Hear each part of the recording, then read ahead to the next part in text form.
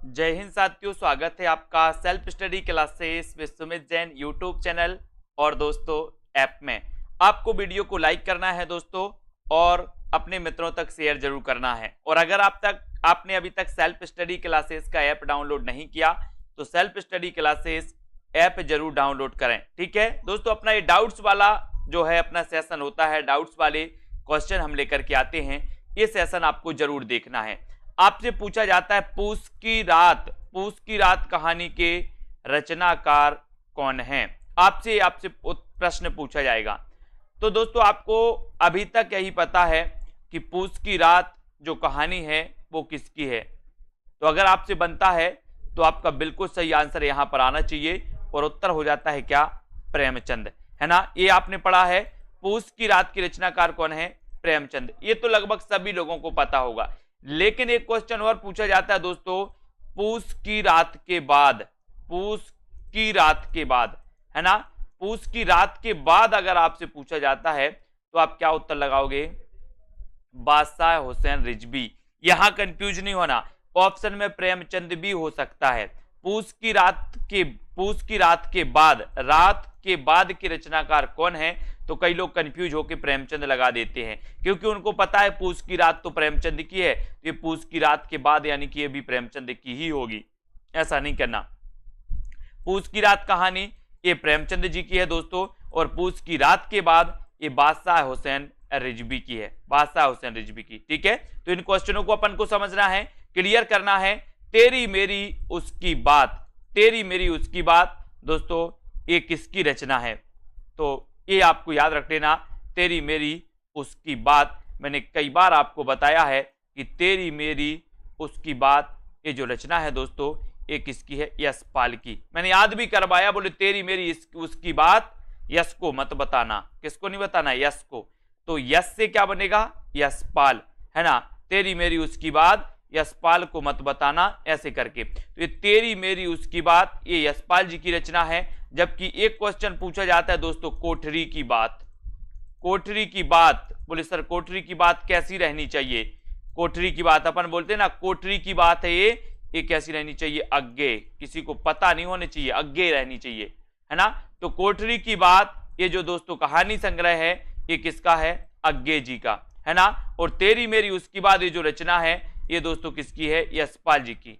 ठीक है, तो ये डाउट्स आपके क्लियर होते हैं यहां पर। अगला डाउट्स देखते हैं, अगला हिंदी के प्रथम कवि कौन है, हिंदी के प्रथम कवि कौन है।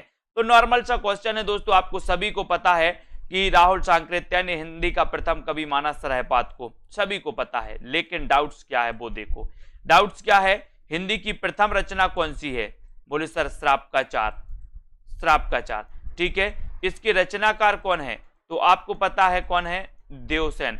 इसके रचनाकार कौन है, देवसेन। और हिंदी के प्रथम कवि कौन है, सरहपाद। जब आपसे पूछा जाता है हिंदी की प्रथम रचना कौन सी है, तो आता है उत्तर श्राप का चार। इसके रचनाकार कौन है, देवसेन। और जबकि हिंदी के प्रथम कवि कौन है, सरहपाद। बोले सर ये हिंदी के प्रथम कवि हैं और ये हिंदी की प्रथम रचना है ना, ऐसा कैसे हो सकता है।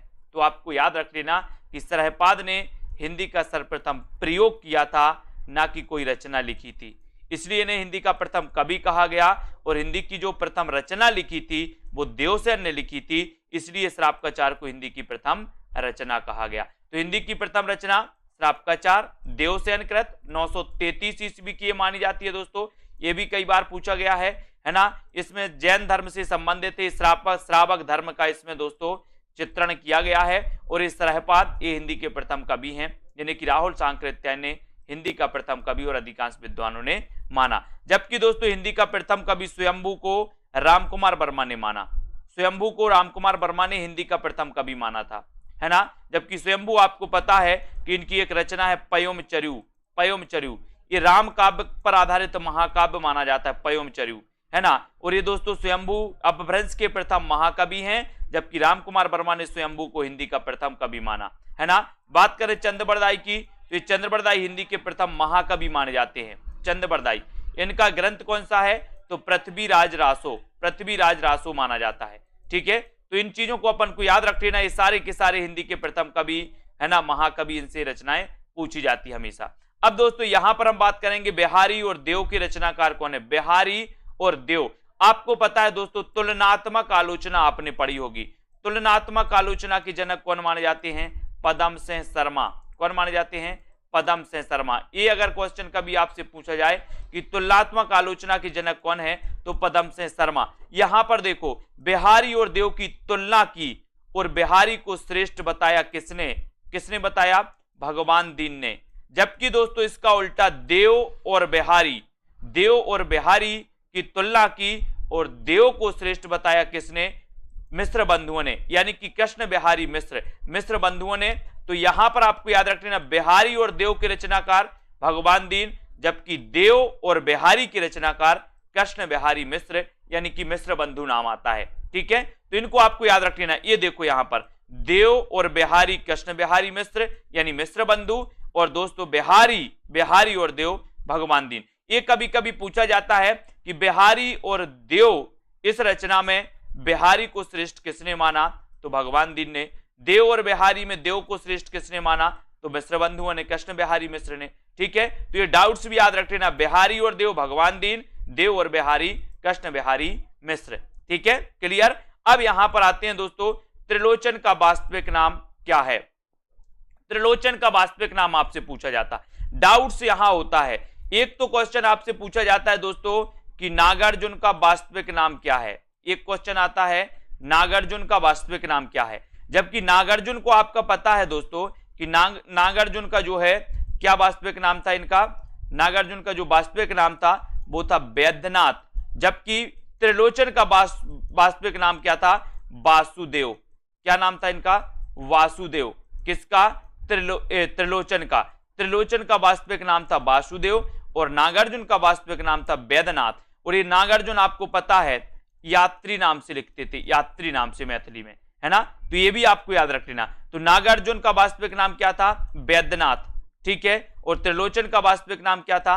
तो वासुदेव, है ना। यहां से क्वेश्चन कई बार पूछे जाते हैं। हरिऔध को अपन जानते हैं, अयोध्या से उपाध्याय हरिऔध, इनका ग्रंथ महाकवि, ये प्रथम दोस्तों हिंदी खड़ी बोली के प्रथम महाकवि माने जाते कौन? हरिऔध जी, है ना। इनका हिंदी खड़ी बोली का जो दोस्तों आप जानते हैं, खड़ी बोली का प्रथम जो महाकाव्य है वो कौन सा है? प्रिय प्रवास। कौन सा है? प्रिय प्रवास। तो हरिऔध जी, इनका महाकाव्य प्रिय प्रवास खड़ी बोली का प्रथम महाकाव्य है। ये भी क्वेश्चन कई बार पूछा जाता। तो यहां पर डाउट्स अपना था कि त्रिलोचन का वास्तविक नाम वासुदेव और नागार्जुन का वास्तविक नाम क्या था? वैद्यनाथ। कई लोग त्रिलोचन के चक्कर में वैद्यनाथ लगा देते हैं, इसलिए कंफ्यूज नहीं होना। अगला क्वेश्चन आपके लिए, प्राकृत पेंगलम ग्रंथ की रचनाकार कौन है? अगला डाउट्स है प्राकृत पेंगलम, ये रचना भी कई बार पूछी जाती है। तो यहां पर दोस्तों दो चीजें आती हैं, दो में डाउट्स होता है, एक तो लक्ष्मीधर में और एक बंसीधर में। बंसीधर, लक्ष्मीधर। तो यहां आपको डाउट्स याद रख लेना है। प्राकृत पेंगलम ये जो ग्रंथ है ये लक्ष्मीधर का है।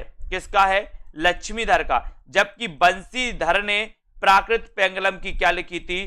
टीका लिखी थी। आपसे पूछा जाए प्राकृत पेंगलम की टीका के रचनाकार कौन है, तो उत्तर हो जाएगा बंसीधर। बोले बंसी वाले टीका लगाते हैं, है ना, बंसी बजाने वाले टीका लगाते हैं। तो बंसीधर ने प्राकृत पेंगलम की टीका लिखी, जबकि मूल ग्रंथ प्राकृत पेंगलम के जो रचनाकार थे वो कौन थे? लक्ष्मीधर। ये क्वेश्चन कई बार पूछा गया और डाउट्स में कई लोग बंसीधर लगा के आते हैं, है ना। तो अब डाउट्स नहीं करना, प्राकृत पेंगलम की टीका बंसीधर और प्राकृत पेंगलम लक्ष्मीधर। ठीक है, इसको याद रखेंगे। अब दोस्तों अब अपना जो है नेक्स्ट सेशन, अगले वीडियो में हम और भी प्रश्नों पर चर्चा करेंगे। अगर आपका भी कोई डाउट्स वाला प्रश्न है और आपको भी याद नहीं होता, हमेशा डाउट्स रहता है, एक बार पढ़ने पर भी डाउट्स बना रहता है, तो वो जरूर कमेंट में बताएं और इस डाउट सेशन से जरूर जुड़ें, अपने मित्रों को जोड़ें, है ना, और सेल्फ स्टडी क्लासेस का ऐप जरूर डाउनलोड कर लें। ठीक है, तो आज की इस वीडियो के लिए बस इतना ही। जय